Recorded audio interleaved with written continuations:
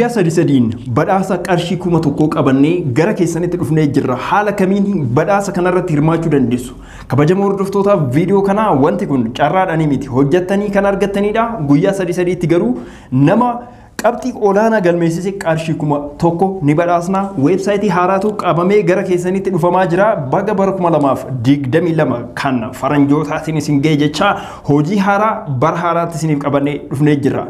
Obbo Taarikuu erga dubbistanii booda deebinee bal'ina odeeffannoo kanaa kan isin biraan geenyu ta'a. Hanga xumuraatti nu wajjin turaan affeerraa keenya. Tolee galatoomii carraan akka inni keetii fi hordoftoota viidiyoo keenya akkam jirtu nagaa keessanii. Egaa bara haaraa bara 2022 baga geessan guyyaa lammaffaadha. Egaa weebsaayitii haaraa kanarratti badhaasa addaa badhaasa ajaa'ibaa qabannee isiniif dhiyaannee jirra. Guyyaa sadiin qarshii 1,000 ni argattu yoo jabaattanii hojjettanii. Egaa badhaasa kanarratti nama cimee hojjetu dursee argametu badhaasa kana argata waan ta'eef nu hordofaa ta'u waa'ee badhaasa kana itti fufa. Egaa kabajamoo hordoftoota viidiyoo keenya badhaasa kana argachuudhaaf gaaffii 10tu qophaa'ee jira. Gaaffii 10 erga deebistanii booda jechuudha. Gaaffiin kun deebii sirrii deebistanii deebii dogongoraa deebistanii inni isiniif hin qabamu. Garuu isteeppii kurnan kana keessa erga dabartanii booda jechuudha hirmaannaa keessan yeroo hangam irra deddeebitanii waan kana deebistan kan jedhutu laalamaa jechuudha. Namni yeroo baay'ee irra deddeebi'ee waan kana guute ulaagaa kana keessa darbee bakka maqaa isaatti galmeessitu jira. Haala isaa kan isinitti agarsiisu nu ta'a. Nama yeroo baay'ee irra deddeebi'uudhaan dhufee hirmaatetu badhaasa kanarratti badhaafamaa jechuudha. Guyyaa sadiin xumurama. Badhaasni kun guyyaa 3 erga xumuramee booda namni tokkoffaa irratti argame jechuudha. Yeroo baay'ee irra deddeebi'ee galmaa'uudhaan tokkoffaa irratti kan argame qarshii Itoophiyaa 1,000 badhaafamaa. Kan badhaafamus nama tokko qofa jechuudha. Wanti kun carraa miti jechuudha. Yeroo hedduu teessanii irra deddeebitanii galmaa'utu isinirra jiraata jechuudha. Yeroo hedduu galmaa'uudhaan namoota hirmaatan keessaa tokkoffaa irratti kan argamtan yoo ta'e qarshiin 1,000 dhibbaan keessan ta'u isiniyyuu ni beektu jechuudha. Haalli itti fayyadama isaa baay'ee salphaadha. Kan isinitti agarsiisnu ta'a. Egaa kabajamoo hordoftoota viidiyoo keenyaa bara 2022 bara haaraa kanatti hojiiwwan haaraa hedduu qabannee dhufna. Akkuma beekamu kana dura jechuudha mallaqaan wal qabatee qaanaa pireesii fi biig boolee irratti qophii wiin lootarii yookiin badhaasa kan lootarii qopheessinee turre. Ammas qopheessinee qophiin akkasumatti jira jechuudha. Namoonni baay'een biyya keessaa namoonni biyya alaa jirtan carraa nutti hin dhiphisinaa jechuudha. Koomentii yeroo kennitan ni mul'ata. Kanaafuu yeroo kana sammuu keenya keessatti maaltu nutti dhagahama? Namoota biyya keenya keessa jiran kan hojii gahaas hin qabne yoo hojiis qabaatan immoo yeroo firii ta'anitti yeroo hojiin harka isaanii irra hin jirrete jechuudha. Akkamitti wantoota isaan hirmaachisuu danda'uu fi mallaqa irraa argachuu danda'an qopheessuu dandeenya jennee marii erga taasisnee booda murtii kanarra geenye jirra jechuudha. Hundi keessanuu itti gammadu. Waan kana itti fayyadamuun irratti hirmaachuun gaaffii isaa deebisuu isteeppii isaa keessa darbuun baay'ee salphaadha. Keessattuu namoonni armaan dura badhaasa qaanaa pirees irratti hirmaachaa turtan haalli itti fayyadama isaa isiniif immoo baay'ee salphaa ta'a. Namoonni biyya keessaa akka irratti hirmaattan kunoo karaa bal'aatu jira. Namoonni biyya alaatis jirtan yoo firii taatan jechuudha. Yeroo yoo qabaatan irratti hirmaachuun mirga keessan ta'a jechuudha. Namni tokko yeroo baay'ee irra deddeebi'ee yoo guutee fi hirmaannaan isaa ol aanaa ta'ee kan nama hundaa olii yoo ta'e qofa badhaasa kana argata. Guyyaa 3tti ni xumurama. Badhaasni dabarfamee abbaa mo'ateef ni kennama. Ammas kan biroo ni jalqaba. Haaluma kanaan itti fufna jechuudha.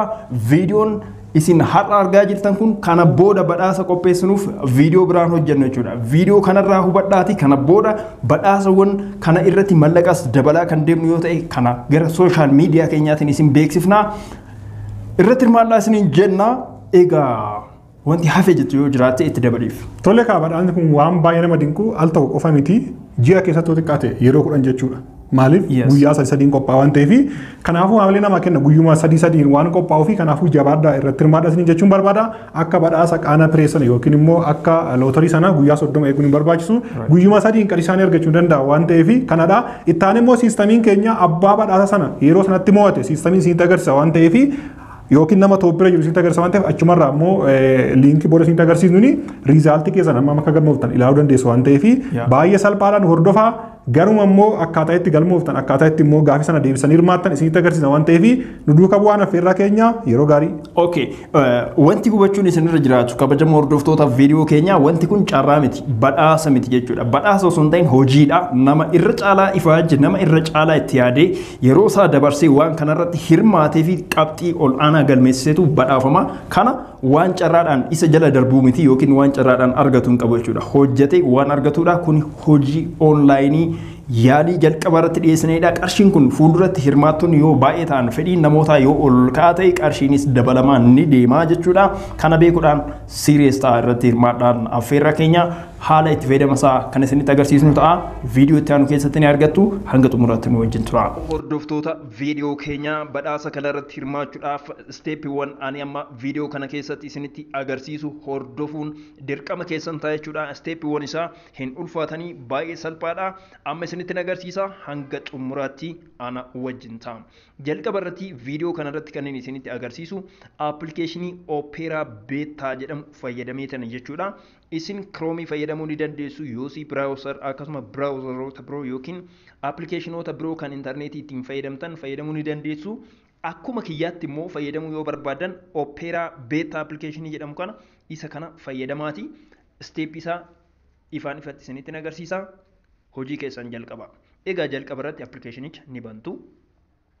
Appilikeeshinicha erga bantanii booda iddoo search jettu tana keessatti weebsayitii kana maqaa isaa barreessitu jechuudha. Weebsayitichi bbc.co.com jedhama. BBC erga jettanii booda kaafi.com bbc.co.com jedha. San booda iddoo tana tuqna. Amma weebsayitichi kallattiidhaan nuu banaa jira jechuudha. Weebsayitichi erga isiniif banee booda iddoo tana tuqxu. Iddoon tun meenuu jedhamti. Iddoo tana kilik gootu. San booda taphichi kan jiru yookiin gaafiif deebiin kan jiru hojiin keenya kan jiru play and earn kan jedhu kana jechuudha. Iddoo kana tuqxu play and earn ni taphattu galii irraa ni argattu jechuudha. Okay. Amma yeroo achi tuqxan haala kanaan isiniif bana xiqqoo akkana ol dabarsitanii jalqabi kan jettu tana ni tuqxu. Amma gaafiin tokkoffaan nu dhufee jira. Gaafii tokkoffaadha. Asitti gaafiin kunooti. Tokko qabxii sadii ida'uu 11 meeqa ta'a jedha. Isin gaafiin asitti dhufe waan fedhe haa ta'u as keessaa deebii barbaadan filadha. Deebii sirrii deebisuu dandeessu yookiin immoo deebii dogongoraa deebisuu dandeessu. Kan isin ilaalamu isa osoo hin taane jechuudha. Hirmaannaa keessanii waan ta'eef daftanii deebii asirratti deebisuu qabdu jechuudha. Yoo as keessaa deebiin isin dhibe next kan jettu tana filattu. Ani hundumaafuu 15 kan jettu kana haa filadhu. Yeroo kana gara gaafii lammaffaatti na dabarsa. Gaafii lammaffaanis kunooti isin dubbisa. Ani gaafii lammaffaa keessaa baam filadha. Okay, gaafii sadaffaatti na dabarsa. Gaafii sadaffaanis kunooti akkasumatti hundumaa bira ni dabarra jechuudha.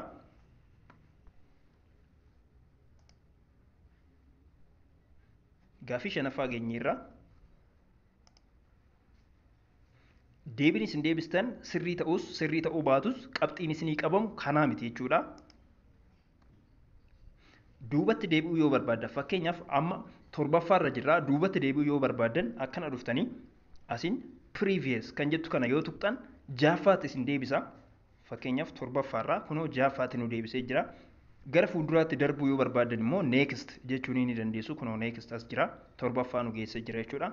Kanaafuu torbaffaarratti gaafii dhiyaateen deebii nuu ta'a jennu ni deebisna jechuudha. Dogongoruu baannus kun waan nama yaaddisuu miti jechuudha. Sababni wanti kun ta'eef namni beekumsa qabus beekumsa hin qabnes waan kanarratti hirmaachuu akka danda'uuf mijeessineeti jechuudha.